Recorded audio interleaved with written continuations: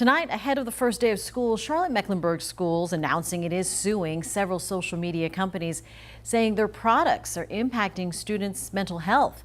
CMS Board of Education announcing the suit Friday against Meta, Google, Snap, and ByteDance, the parent company of TikTok. WCNC Charlotte's Austin Walker breaks down the lawsuit and why the district is pushing for this. Within reach, you have the world at your fingertips. But some say with this power comes problems. It's a real disruption and a real distraction. Friday, CMS announcing it's suing a plethora of social media companies, from Meta to Google, Snap, and ByteDance, the makers of TikTok.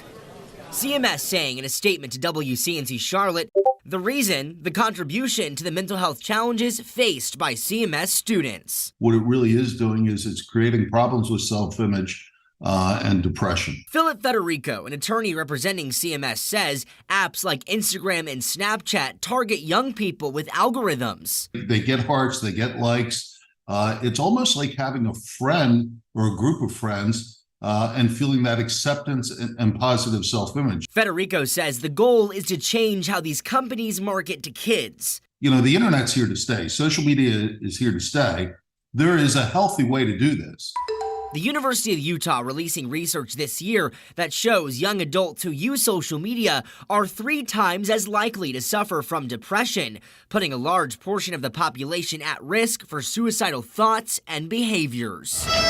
Aside from mental health impacts, Federico says kids are glued to their phones in schools. When the bell rings for the classroom, instructional time is sacred to us. This is mirrored by Dr. Tommy Schmolze, superintendent of Rock Hill Schools. If you look at the number of distractions caused by cell phones, whether it's in campus alone, between classes, it sets the wrong tone for us.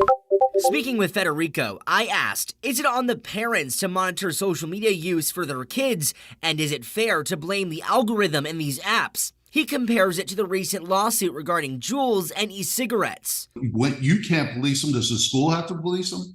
Certainly you want to have good parenting. But good parenting is not going to solve this problem. We have to get to the root of the problem. With school starting in hours for CMS, like a notification, we will have to wait and see if something comes through. Austin Walker, WCNC Charlotte.